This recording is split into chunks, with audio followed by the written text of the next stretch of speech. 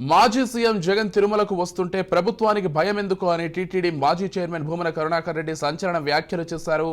రాష్ట్ర వ్యాప్తంగా వైసీపీ కార్యకర్తలను పోలీసులు భయభ్రాంతులకు గురి చేస్తున్నారని ఆరోపించారు. ఎవరైనా శ్రీవారిని దర్శించుకోవచ్చనే విషయాన్ని సనాతన ధర్మం చెబుతోందని అన్నారు.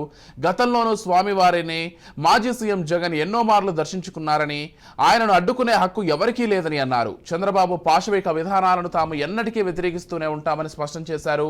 1000 నాలుకల ధోరణిని సీఎం చంద్రబాబు ఇప్పటికైనా మానుకోవాలని హితవు పలికారు. జగన్మోహన్ రెడ్డి గారు నిన్న మా పార్టీ ప్రకటన కూడా ఇచ్చింది. భగవంతుణ్ణి దర్శించుకొని ఏ ఆర్భాటాలు లేకుండా తిరిగి వెళతారు, ప్రార్థనలు చేసి పూజలు చేసేనని. మేమెక్కడా మరొక రకంగా తద్విరుద్ధంగా ప్రవర్తిస్తామని లేదా మా పార్టీ క్యాడర్నందరినీ కూడా గుమికూడమని అధికారికంగానో గ్రూపుల ద్వారానో మౌఖికంగానో చెప్పటం కానీ ఎక్కడా చెయ్యల.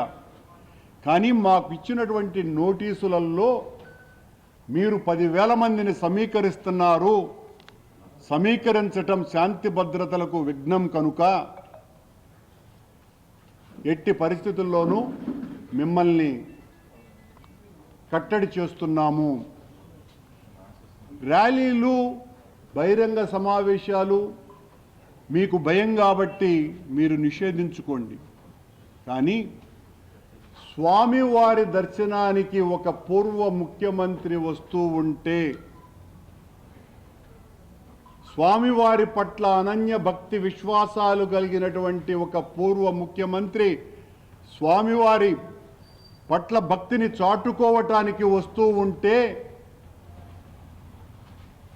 భయపడిపోయినటువంటి ప్రభుత్వం చేస్తున్నటువంటి నిర్వాకం ఇది. చంద్రబాబు గారి ప్రభుత్వానికి జగన్మోహన్ రెడ్డి గారిని చూస్తే ఎంత భయమో దీన్ని బట్టి చూస్తే అర్థమవుతుంది.